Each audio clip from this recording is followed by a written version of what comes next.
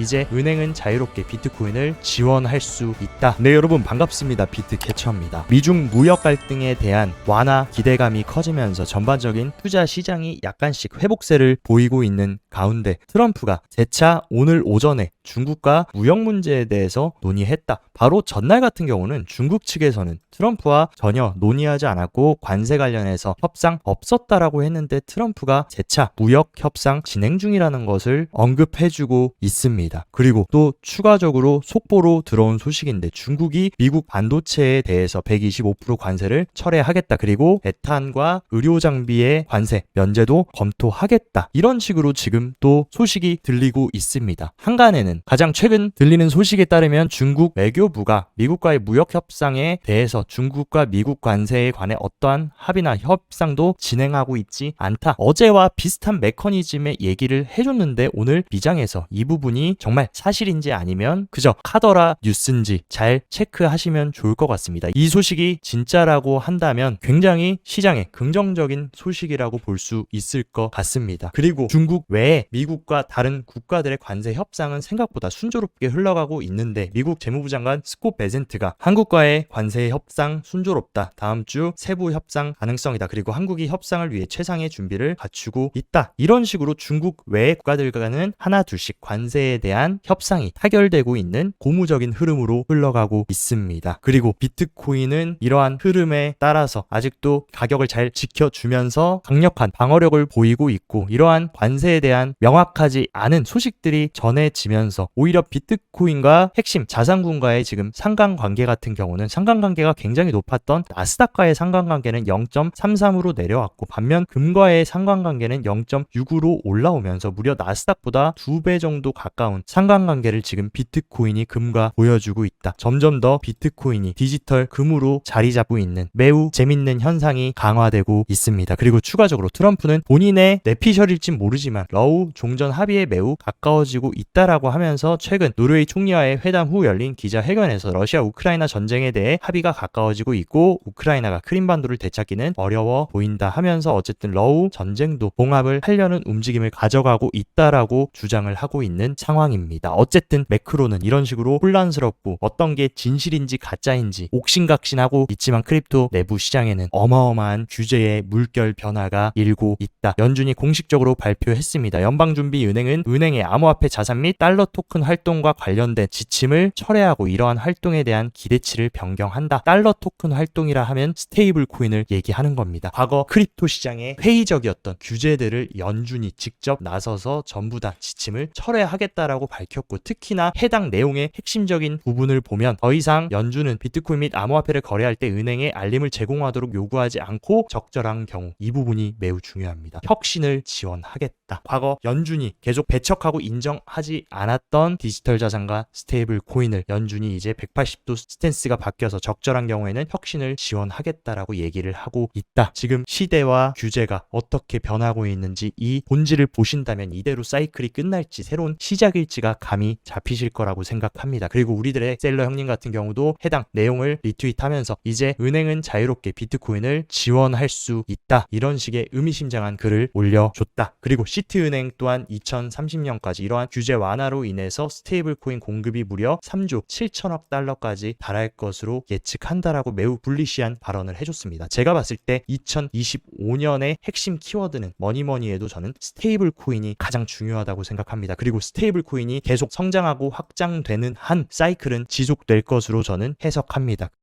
최근 또 어마어마한 소식 코인베이스와 세계 최대 결제 기업인 페이팔 또한 스테이블 코인 결제 발전을 위해 협력하겠다라고 하면서 파트너십을 발행했고 그리고 최근 시장 조정에도 불구하고 1위 스테이블 코인의 유통량은 지금 사상 최대치를 찍으면서 시장 전반적인 회복 가능성 기대감이 높아지고 있다라고 밝혔습니다. 실제 지금 스테이블 코인의 전체 시총 흐름을 보더라도 비트코인은 이런 식으로 관세로 인해서 흔들리고 조정을 받고 지금에서야 고개를 들어줬지만 스테이블 코인은 비트코인은 계속해서 지금 올타임 하이를 갱신하면서 시총이 계속 상승하고 스테이블 코인 시장은 점점 더 커지고 있다라는 거. 결국에 스테이블 코인 시장이 커진다라는 것은 크립토 그리고 디지털 자산 시장이 커지는 것과 귀결된다라고 해석할 수 있습니다. 그리고 또 굉장히 친화적인 규제 소식. 최근 미국 하원에서 SEC와 CFTC의 기술적 지원을 구하는데 굉장히 많은 시간을 보냈다 하면서 FIT 21 금융혁신 21세기 기술법 시장 구조 법안의 업데이트 초안을 위해 노력하고 있다. 21세기 금융혁신 기술법인 FIT 21의 핵심 골자가 뭡니까? 핵심 골자는 바로 디지털 자산을 증권이 아니라 상품으로 인정하는 법안. 그리고 추가적으로 증권이 아니라 상품으로 인정받는다라고 하면 SEC의 관할이 아닌 상품선물위원회인 CFTC 관할로 들어가는, 특히나 비트코인보다도 알트코인에 매우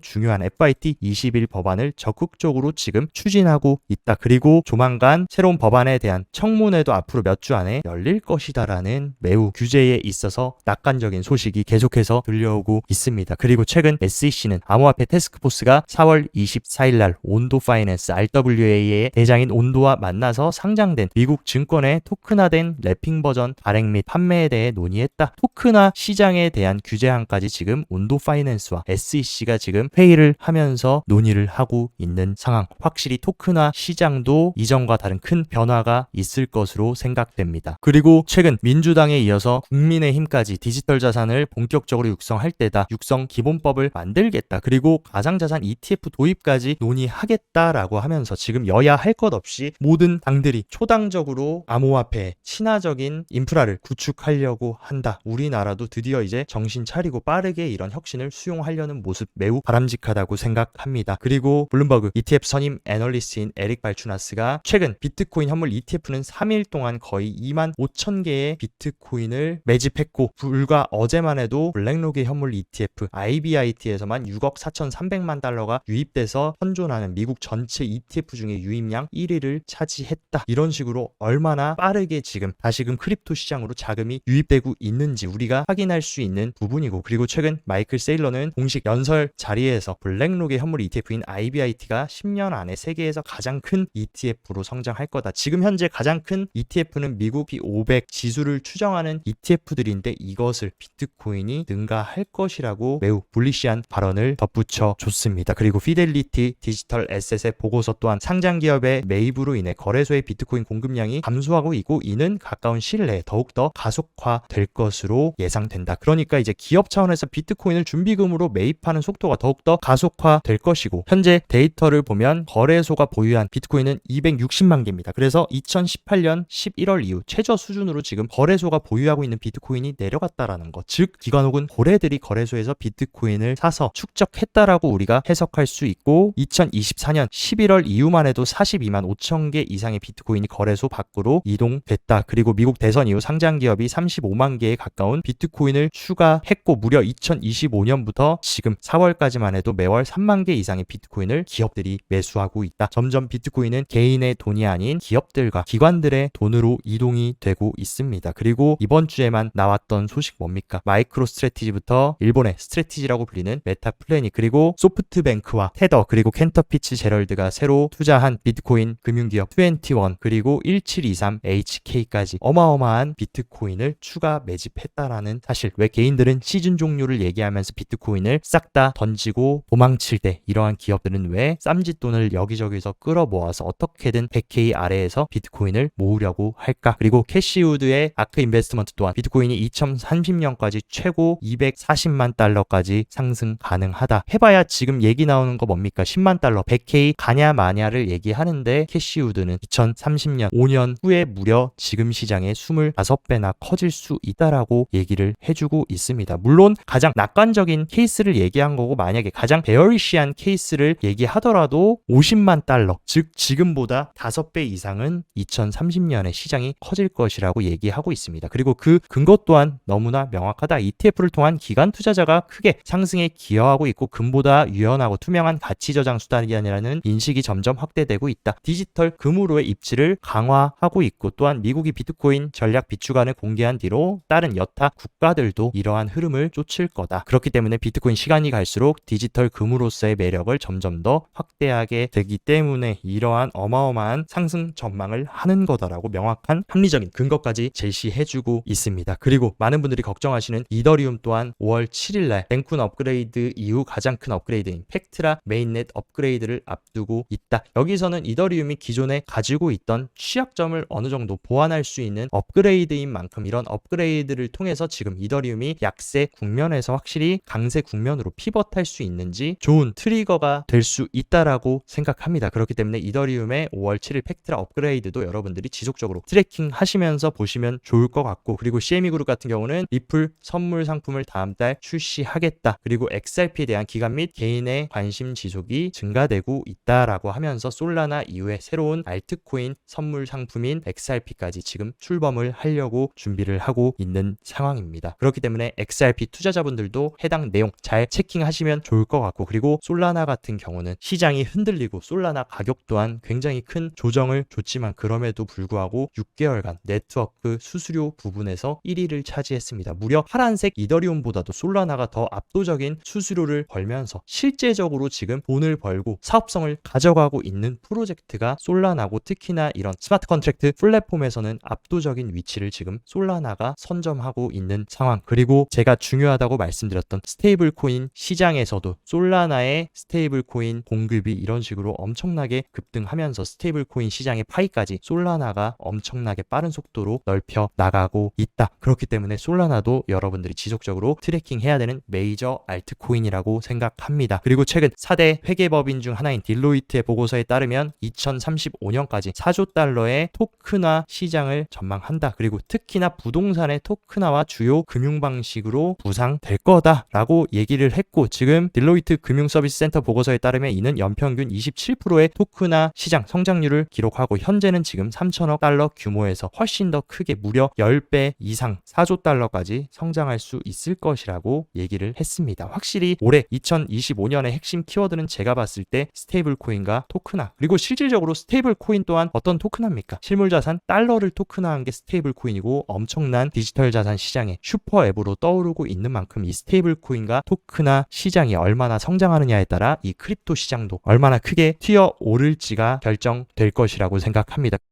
몇 가지 온체인 데이터의 흐름도 한번 체크를 해보자면, 최근 비트코인 가격도 의미 있는 상승을 지속해줬고, 특히나 10개 이상에서 10,000개 이하의 비트코인을 가지고 있는 상어와 고래 지갑들이 계속해서 늘어나고 있다는 거, 고래들은 계속 축적을 하고 있다는 것을 우리가 알 수 있고, 최근 어마어마한 비트코인 현물 ETF로의 유입이 들어오면서 계속 음수 구간에 있었던 비트코인 현물 ETF의 수요가 양수 구간으로 돌아섰다. 확실히 지금 기관들 또한 스탠스가 바뀌었다라고 볼 수 있습니다. 그리고 미국 기관들의 수요라고 볼 수 있는 코인베이스 프리미엄 또한 이런 식으로 확실하게 양수 구간에 위치하면서 미국의 기관 투자자들이 다시금 시장으로 들어오고 적극적인 매수를 하고 있다라고 우리가 확인할 수 있습니다. 그리고 스위스 블록의 비트코인 리스크 인덱스에 따르면 지금 현재 비트코인 리스크 인덱스가 완전히 로우 리스크 저위험 구간에 들어오면서 매도 압력이 완전히 줄어들었고 충분히 새로운 상승 반전으로 갈 수 있는 상황이라고 얘기했습니다. 불과 3월 달만 해도 어마어마하게 이 비트코인 리스크 인덱스가 높아졌는데 완전히 지금은 상반된 리스크 상황을 보여주고 있습니다. 그리고 단기 홀더들의 손익 비율의 흐름을 보면 보통 1을 기준으로 하단에 있다라는 거는 단기 홀더, 그리고 개인들이 큰 손실을 보고 있는 구간이라고 볼 수 있고 상단은 큰 수익을 보고 있는 구간이라고 볼 수 있는데, 보통 이런 식으로 이번 사이클이 시작되고 조정이 나왔을 때마다 해당 상승 중에 조정 구간에 나타났던 패턴이 단기 홀더의 공급 손익 비율이 이런 식으로 음수권에 있었을 때, 이때가 매우 비트코인을